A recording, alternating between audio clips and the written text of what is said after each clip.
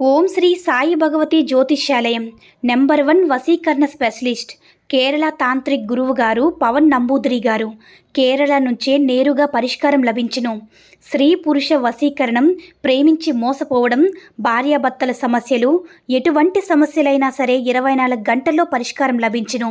గురువుగారి phone number 9043637512. ఓం సాయిరామ్. సమర్థ సద్గురు సాయినాథ్ మహారాజ్కి జై. సాయిబాబా భక్తులందరూ కూడా నమస్కారం అండి. సాయినాథుని ఆశీస్సులతో అందరూ కూడా సుఖంగా, సంతోషంగా, అష్టైశ్వర్య, ఆరోగ్య, అభివృద్ధితో ఉండాలని మనస్ఫూర్తిగా కోరుకుంటూ ఈరోజు ఈ వీడియోని మొదలు పెడుతున్నాను. ఈరోజు వీడియో ఏంటంటే, బిడ్డ, నువ్వు నా బంగారు బిడ్డవి కాబట్టి మరీ హెచ్చరించి మరీ చెప్తున్నాను. వినకపోతే నీ ఇష్టమని మన బాబాగారైతే ఈరోజు మనకి చాలా అద్భుతమైనటువంటి సందేశంతో అయితే మన ముందుకు వచ్చారండి. మరి మన బాబాగారు ఈరోజు మనకి ఎలాంటి సందేశం అందించాలి అనుకుంటున్నారో ఆయన మాటల ద్వారానే విందాం. ఆయన మాటలు వినే ముందుగా ఈ వీడియో కనుక నచ్చినట్లయితే లైక్ చేసి షేర్ చేయండి. మరిన్ని వీడియోస్ కోసం మన ఛానల్ని సబ్స్క్రైబ్ చేసుకుని మాకు కొంచెం సపోర్ట్ చేయండి. మరి మన బాబాగారి సందేశం ఏంటంటే, బిడ్డ, నేను చెప్పేది వినకపోతే సమస్యల్లో కూరుకుపోతావమ్మా. ఎన్నిసార్లు చెప్పినా సరే నువ్వు పట్టించుకోవడం లేదు. ఈ రోజైనా సరే శ్రద్ధగా విను. బిడ్డ, తన పిల్లలు తప్పుడు మార్గంలో వెళ్తున్నప్పుడు ఒక తండ్రి ఏ విధంగా మందలిస్తాడో అదేవిధంగా నేను నా బిడ్డగా అనుకున్నాను కాబట్టి ఆ స్థానంలో ఉండే నేను హెచ్చరిస్తున్నానమ్మా. నువ్వు ఎప్పుడు కూడా చెడు మార్గంలో వెళ్ళకూడదని, తప్పుడు పనులు చేయకూడదని నిన్ను మందలించడానికి ఈరోజు నీ ముందుకు వచ్చానమ్మా. నువ్వు నన్ను తండ్రిగా భావిస్తే నేను చెప్పే ఈ 4 మాటలు వినమ్మా.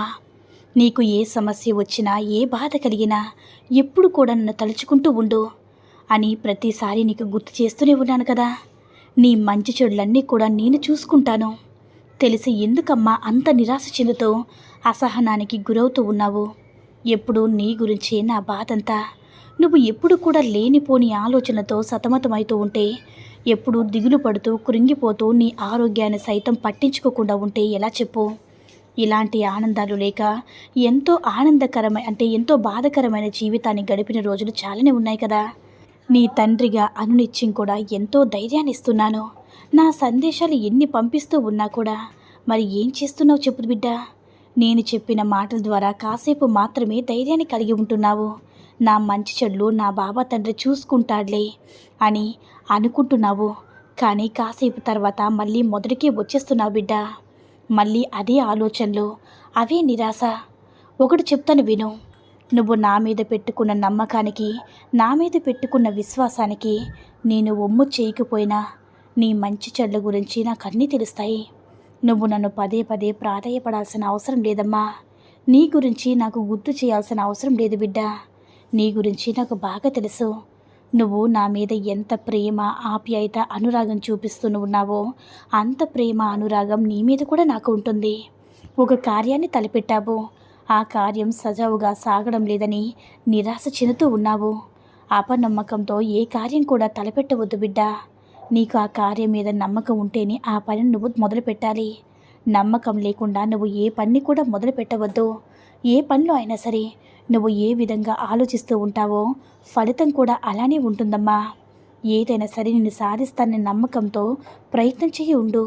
ఖచ్చితంగా ఆ పని అనేది సక్సెస్గా సాధించగలవు.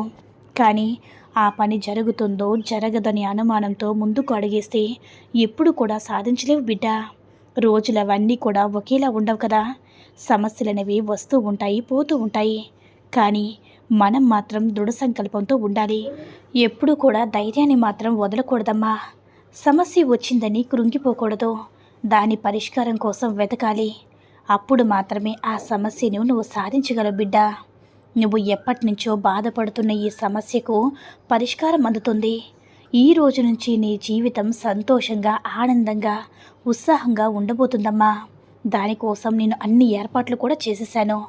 నువ్వు మొదలుపెట్టిన పనిని ఎలాంటి అడ్డంకులు వచ్చినా సరే, ఎంతమంది ఎన్ని చెప్పినా సరే, నువ్వు ఏ మాత్రం కూడా నిరాశ చెందకుండా ఆ పనిని కొనసాగించు.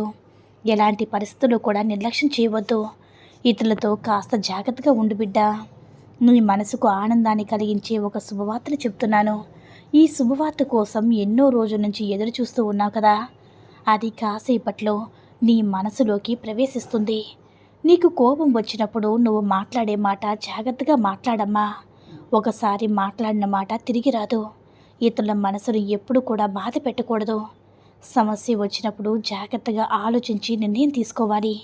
ఆ నిర్ణయంలోనే ఆ సమస్యకు పరిష్కారం అందాలి బిడ్డ. తొందరపడి ఎలాంటి నిర్ణయాలు తీసుకోవద్దు. బాగా ఆలోచిస్తే సమస్యకు పరిష్కారం అందుతుంది. ప్రతి వ్యక్తికి ఏదో ఒక లోటు అనేది ఉంటుందమ్మా. లోటు లేని వ్యక్తి అంటూ ఉండరు కదా ఈ లోకంలో. కొద్ది రోజుల్లో నీ కష్టాలన్నీ కూడా ఆనందాలు, సంతోషాలుగా ఉంటాయమ్మా. ఈ విషయాన్ని అర్థం చేసుకుంటే ఆనందంగా జీవించగలవు. నువ్వు ఇతరులతో పోల్చుకుంటే వారందరికన్నా కూడా బాగానే ఉన్నావు కదా బిడ్డ. కాకపోతే నువ్వు చేసుకున్న కర్మఫలం వల్ల ఈ చిన్నపాటి సమస్యని అనుభవిస్తూ ఉన్నావు. కానీ ఎప్పుడు కూడా అధైర్యపడవద్దు. ఈ రోజుతో నీ సమస్యలన్నీ కూడా నీకు దూరం అవుతున్నాయి బిడ్డ. నీ జీవితంలో ఆనంద నిలయం కాబోతుంది. నీకు అంతా కూడా మంచి జరుగుతుందమ్మా. నువ్వు నీ కుటుంబం ఐశ్వర్యాలతో ఆనందంగా జీవించబోతున్నారు. ఇది నా మాటగా స్వీకరించు బిడ్డ. ఇక నీకంతా కూడా మంచి జరుగుతుంది అని మన బాబాగారైతే ఈరోజు మనకి చాలా అద్భుతమైనటువంటి సందేశాన్ని అయితే అందించారండి. సాయి మహిమ ద్వారా వచ్చిన ఈ సందేశం మీ అందరూ కూడా నచ్చిందని అనుకుంటున్నాను. ఈ వీడియో కనుక నచ్చినట్లయితే మరికొంతమంది బాబా భక్తులకు రీచ్ అయ్యేలా షేర్ చేసి లైక్ చేయండి. అలాగే మన ఛానల్ని ఎవరైనా మొదటిసారిగా చూస్తున్నట్లయితే తప్పకుండా సబ్స్క్రైబ్ చేసుకొని మాకు కొంచెం సపోర్ట్ చేయండి. సర్వేజన సుఖినో భవంతు. జై సాయిరామ్.